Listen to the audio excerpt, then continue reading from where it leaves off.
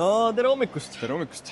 Alustame oma 3. päeva Pariisis ja lähme siis lõpuks avastama, mida meile Pariis siis pakkuda saab ja milliseid vaatamisväärsuseid siis siin on. Kus me lähme täna? Esimene peatus on mingi aed, see oli Tuileries aed, nii et lähme vaatame selle üle. Õhtu lõpuks oleme käinud ka Louvre'is ära, Seini jõe peal kruiisimas ära, Notre Dame'i juures ära, nii et päris pikk päev on ees.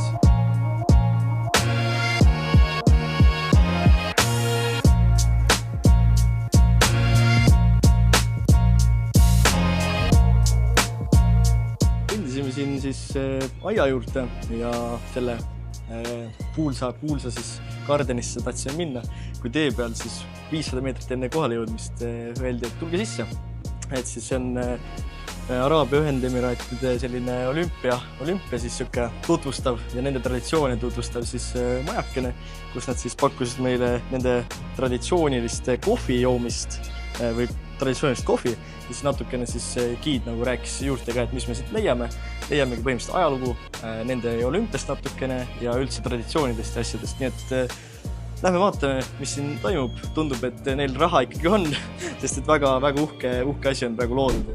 Ühendemiraatide siis selline ajalugu, kus nende siis esivanemad sõid siis kala ja ehitasid siis kalade nii-öelda siis luudest, ehitasid maju.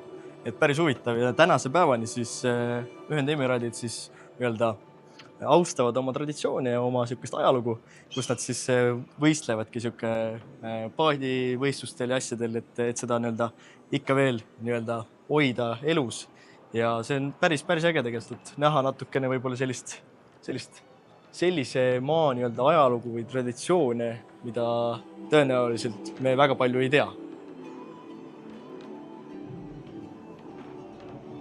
Siin räägitakse ka sellest, et kuidas nad siis esiisad käisid siis kaamlitega rändamas, sõitsid kaamlitega ja ka nende asi kõik tegelikult kujunes siis välja sellest, et kuidas oli siuke vihmaperiood ikkagi. Kuna vihmaperiood siis aitab sul nagu selle kõrbe aja või seal kõrbes kuidagi siis paremini hakkama saada, siis põhimõtteliselt see kõik nagu oli sellega nagu seotud siis. See siis natuke tutvustab Ühendemiraatide siis sportlased ja iga siukse tahvli juures siis on väike lugu igast sportlasest. Mina ei tea ühtegi Emiraatide sportlast, nii et tuleb põnev vaatamine. Siin on Maha Al-Sheikhi, kes siis 200 meetri vabalt ujumises võistleb, 18-aastane tüdruk siis. Et päris äge.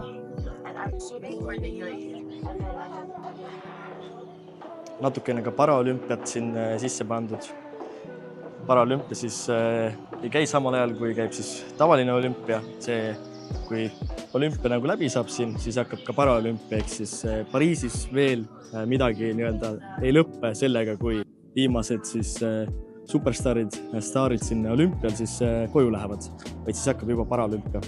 Veel ujujaid siin, kes siis rahvusvahelisel turniiridel on võtnud 2 kuldmedalit 2022. aastal ja võitis ka maailmamängudel Berliinis 2023 ka kuldmedali. Eks tegelikult väga head sportlased ja ikkagi maailma tipus.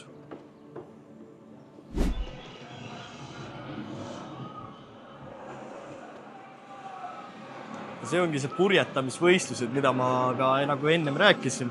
Et see ongi just sellise oma traditsioonide ja ajaloo siis näitamine rahvale ja nii-öelda hoidmine ka, et need asjad nagu traditsioonid nagu ära ei kaoks.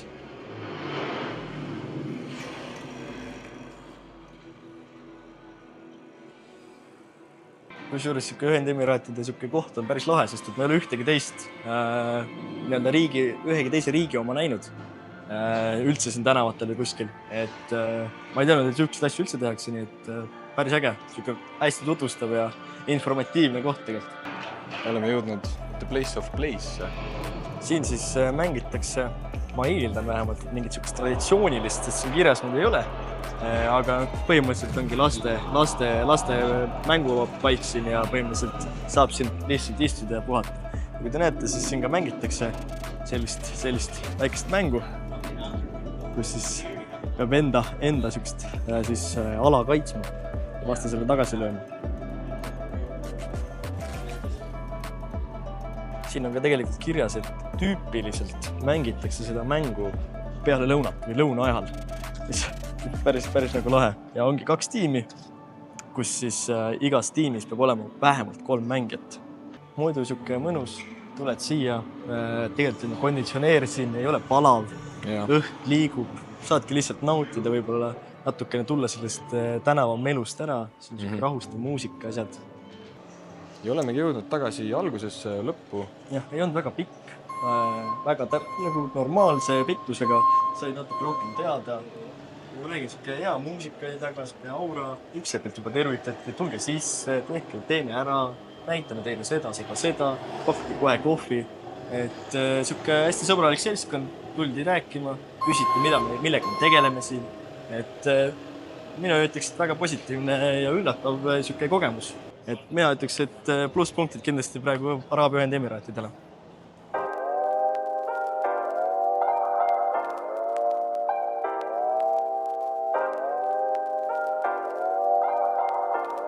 Pariisis ei kasutata olümpiatule jaoks kütust, mis tähendab seda, et siin on tehtud väga unikaalne lahendus.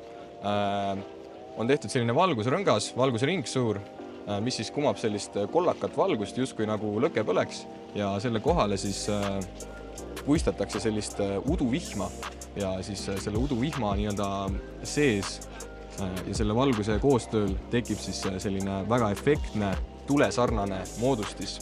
Aga räägi natuke sellest pargist ka, et miks see park oluline on ja mis siin enne oli? See on siis väga suure ajalooga tegelikult park.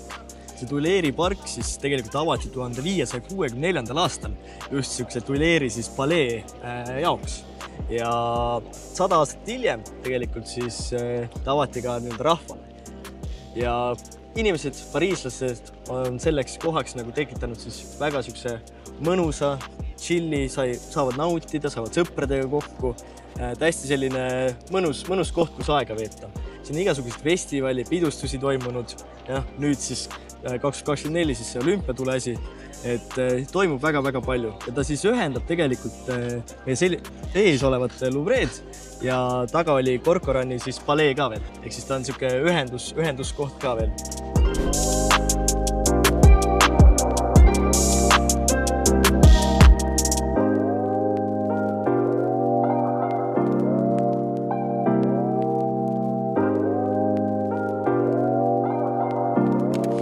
Kõndisime siin nüüd 20 minutit ja leidsime väga toreda koha. Oi, väga toreda koha. Ühesõnaga, me oleme jõudnud Prantsusmaa ühe peaaegu kõige vanema kiriku juurde. See on siis Saint-Germain-des-Prés kirik, ehitatud aastal 558. Ja tegelikult 8. sajandil viikingite poolt siis osaliselt siis nii-öelda lõhutud ja 11. sajandil uuesti siis üles ehitatud ja lisatud juurde ka natuke gootistiili. Ehk siis ma arvan, et kõige nii-öelda märkimisväärsem on see, et ta on ikkagi nii vana, 558 aastal esimest korda ehitatud ja siis vahepeal uuesti ehitatud.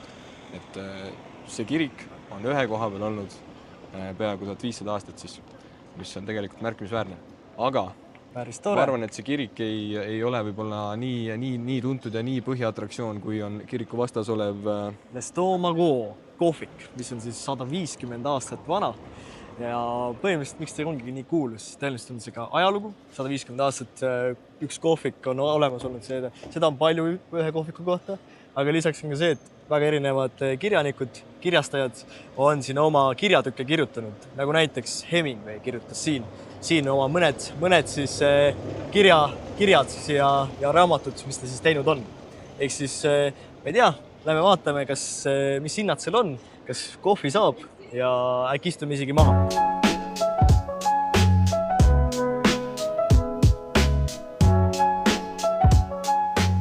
Praegu ilmselt jätame vahele. Cappuccino 9 €, espresso 5, ehk siis ütleme 3-4 korda kallim kui 2-3 korda kallim kui mujal.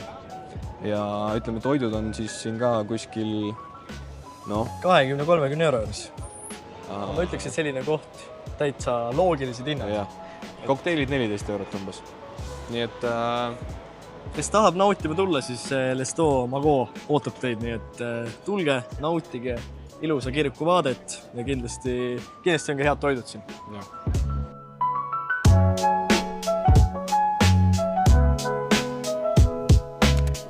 Nii, oleme jõudnud siis ehitusobjektile ehk siis Notre Dame'i kirik, Jumalamaa kirik.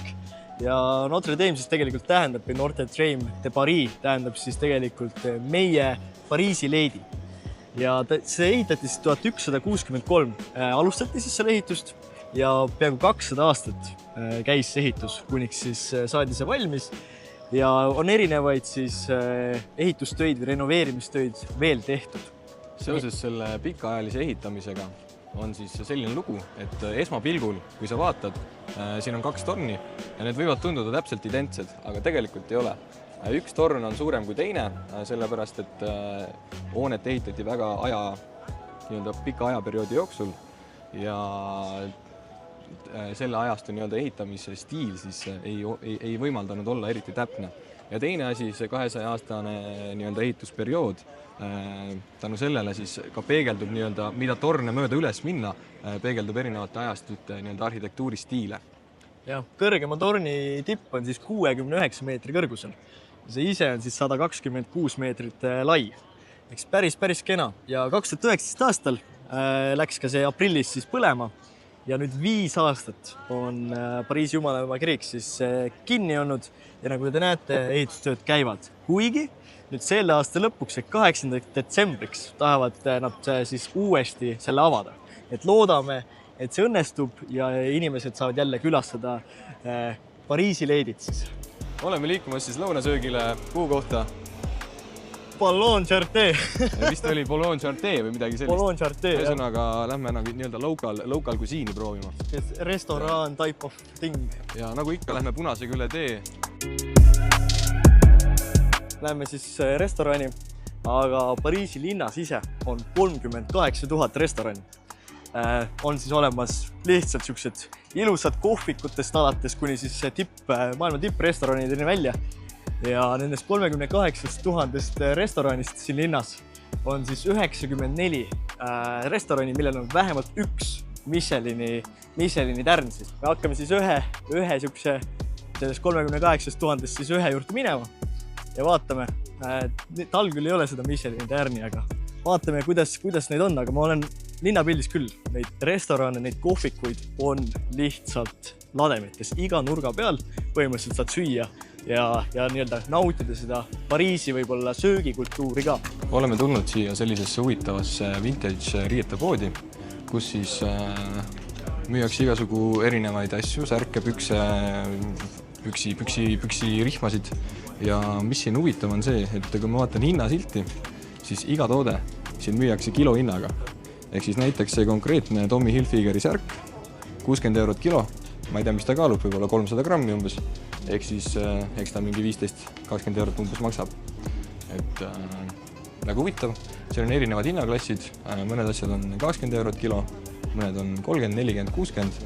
Ja niimoodi sa siis saadki siin kõik oma asjad ostukorvi panna, minna kassasse, seal kaalutakse ära ja siis maksad vastavalt kaalulasside eest. Olime siis sööma. Kõhud olid tühjad, mõtlesime, istume maha. Ma ei usu, et see tiigriliha on päris, aga ühesõnaga mingi lihakätsakas, natukene köögivilju ja muidugi ühe õlle ka. Ja see kõik siis 27 € praegu. 27 €. Okei, mina võtsin kanafilee pastaga ja siis ühe õlu ja see oli ka kokku siis 27 €. Ehk siis üpris tore nagu ja väga kiiresti tuli kohal. Kiirelt tuli, teenindus hea, aga maitse, noh. Sa ei oska veel täpselt öelda veel oma hinnangud sellele? Ma esimese maitse nagu võtsin juba, noh. Ma olen paremat kana ka saanud, aga mitte midagi hullu. Nii et sööme ära ja Louvre poole teele siis. Oleme siin bussis, tegelikult siin on natukene palav. Aknad on lahti vähemalt. Aknad on, jah, tuleb see uuesti. Tuulutuse pealt siis.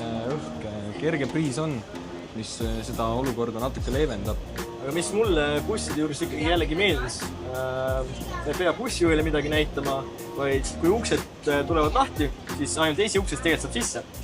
ja sa pead oma pileti siis näitama tegelikult ukse peal olevasse siis automaati põhimõtteliselt. Just. Väga lihtne jällegi fännidele, tegelikult tõenäoliselt ka tavainimestele see tehtud, et see on üpris positiivne. Et 4 eurot tegelikult ei ole hullu midagi. Muidu 16 € see päevapassi vaatama. See juba võib-olla alati krõbe, aga kui sa samas väga palju liikled, siis tegelikult ei ole ka nii hull. No jah, et praegu me ostsimegi 4 € eest ühekordse pileti, eks. Aga... Terminus, on descend! Ah non, c'est fini! What? English? Finish! Finish? Yes! Why? Because...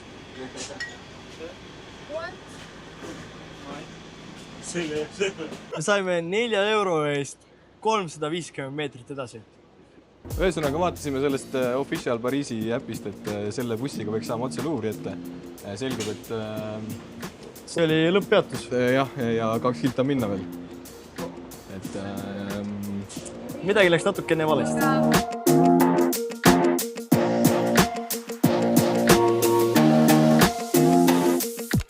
Ja me olemegi jõudnud Louvre muuseumisse. Ehk tegelikult siis püramiidi, klaasist püramiidi juurde. See on siis pea sissepääs. Aga seesama Louvre palee, mis siin kõrval on ehitatud 12.–13. sajandil, kui oli kuningaks Philip II. Ja selline muuseum ehitati 1793. aastal, mis tähistab tegelikult juba 10. augustil, ehk siis meie aja järgi praegu 9 päeva pärast oma 231. sünnipäeva. Ja nagu me eile rääkisime, et Eiffeli torn on maailmas külastatavuse poolest 4. kohal, siis tegelikult Louvre muuseum on nii Prantsusmaa kui maailma kõige enim külastatud turismiatraktsioon. Ja tegelikult üks fakt on veel. Kui me oleme iga maali juures 30 sekundit, läheb meil Louvre külastamise jaoks aega 35 kuni 44 päeva. Ja me olemegi jõudnud Louvre'isse, selles kurikuulsa püramiidi klaasist püramiidi all ja me hakkame vaatama kunsti ja me olemegi tegelikult kunstimuuseumis. 6 € eest me mingit giidi küll ei palka, me teame täpselt, mis asi on Mona Lisa, mis on Van Gogh, nii et lihtsalt lähme uurime, sest nagu öeldakse, kunst on kunstis kunsti näha. Aga võiks otsida mingid kuulsaid selliseid.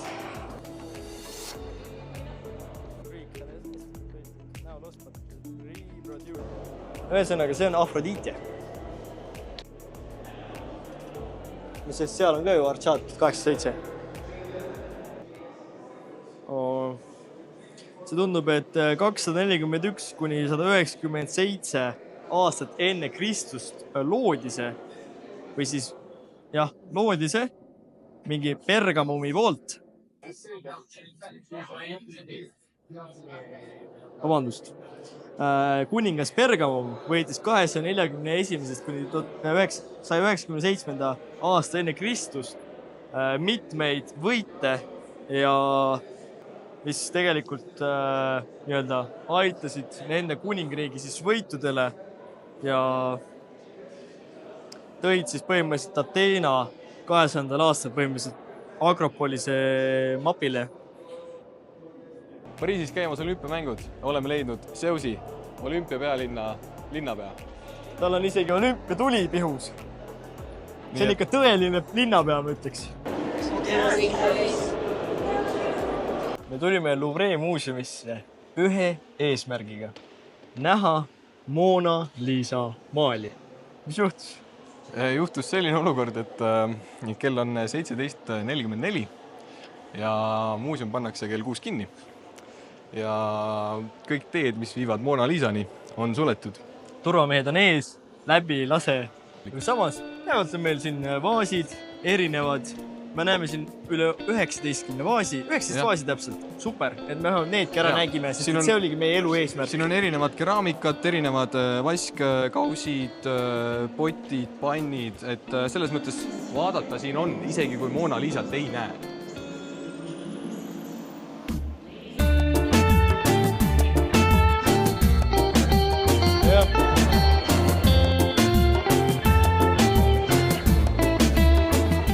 alustasime.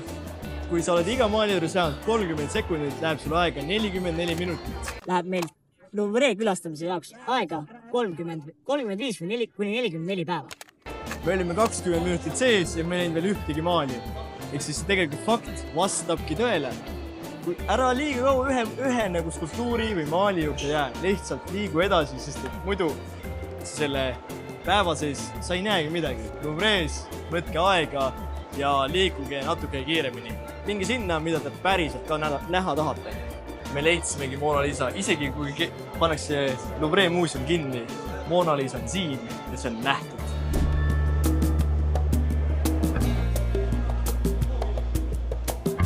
Me oleme jõudnud Seini jõe peale.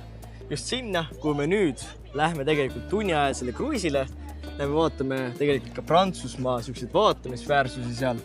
Näeme Eiffeli torni, tõenäoliselt näeme ka selle Jumalamaa kiriku ära. Ja praegu me oleme siin silla peal, liigume vaikselt siis kruiisi alguspunkti poole. Rääkida sellest jõest, siis tegelikult see on väga hull kollibakter, mis tegelikult ka siin samas võistluste ajal rikkus ära natukene nii selle avatseremoonia kui ka tegelikult siis triatloni võistluse, kus siis lükati edasi nii esimese päeva treening triatlonil kui ka siis esimese päeva start. Ja lõpuks nad siis õnneks ainult pidid ühe päeva edasi lükkama, et triatloni tegema hakata. Siis siin on tegelikult juba praegu triatlon ära tehtud, mis tundub, selles mõistes tundub, et siis praegu võiks olla see vesi tegelikult kollibakterist puhas. Enam-vähem puhas, jah. Aga mis see reaalsus on, seda me ei oska öelda. Me läheme ise nüüd sellele kruiisile ja põhimõtteliselt me näeme juba järgmises episoodis, et näidata teile, mida tegelikult näeb Seini jõe pealt, Seini kruiisi pealt tunni aja jooksul.